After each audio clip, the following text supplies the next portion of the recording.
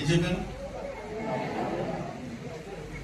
అప్పులేమి అది కరగంటున్నారు ఇంకా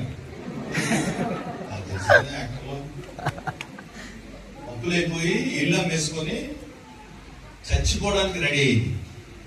ఇంకా మన విశ్వాసం వెళ్ళి ప్రార్థన చేయకపోతే ఇంకా ఏదో నియో గోయిలు చూసుకొని లేదా సంథింగ్ ఏదో ప్రాణాలు తీసుకోవడం రెడీ అయింది. కానీ ఆ ఇంటి పక్క ఆవిడ రోజు వెళ్ళి నువ్వు లక్ష్మి బాధపడకు అని ప్రార్థన చేసింది. ప్రార్థన చేయగా మనసు మారింది. మా కొలసలు ఒప్పుకోరేమో, లేకపోతే మా దేవత ఒప్పుకోదేమో అన్నట్లుగా, అందుకని నువ్వు అదంతా విడిచిపెట్టే దేవుని మందిరానికి రా అంటే ఇలాంటి ఉపవాస కూటాలకు వచ్చి వాక్యం విన్నది. దేవునికి స్తోత్రం. ఎప్పుడైతే వాక్యం విన్నదో ఆమె హృదయము తేలికైపోయి ఒక 6 నెలలు వచ్చిన తర్వాత నాన్నగారు నంది, అయ్యగారు నాకు బాప్తిజం కావాలండి. బాప్తిజం ఇవ్వడానికి రేవు దగ్గరికి తీసుకెళ్ళాం. రేవు దగ్గరికి తీసుకెళ్తే 8 మంది అంతమంది బాప్తిజాలు ఉన్నారు. ఆ రోజు అందరు బాప్తిజాలు అయిపోతున్నారు, కానీ ఇవి రావట్లేదు నీటిలోకి. ఎందుకంటే ఆల్రెడీ ఆ దేవత దాని మీద వచ్చేసింది. అందరూ అయిపోయారు. ఇంకా అమ్మ రా లక్ష్మి అంటే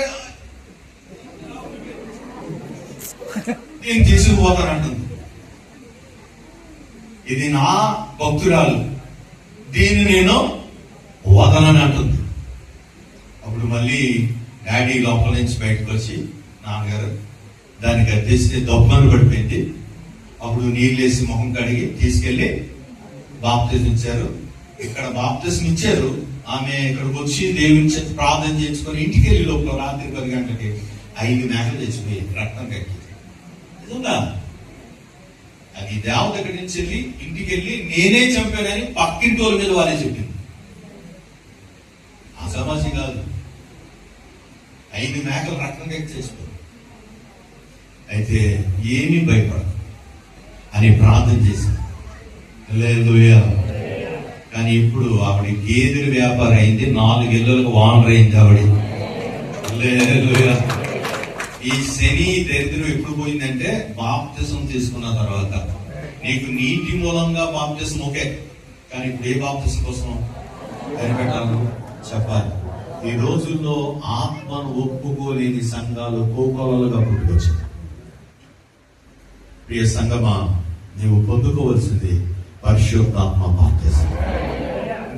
ఇంకోటి కూడా జరిగింది మా చర్చిలో. ఒక అమ్మాయి అవసరాలు, ఆమె చదువుకుంటుంది. తన అమ్మ మా ఇంట్లో పనిచేసేది. ఆమె చదువుకుంటుంది కానీ మా ఇంటికి పనిలోకి వచ్చింది. ఎందుకు ఆ రోజు ఆమె పనంతా చేయకుండా దేవుడు చెప్పినట్లుగా పారిపోయింది ఇంటికి. ఆ తల్లి మంచి ప్రార్థన పరురాలు. ఇంటికి వెళ్ళేసరికి తన కూతురు దానికి ఊరేసేసుకోవడానికి చీర కట్టేసుకొని రెడీ అయిపోతుంటే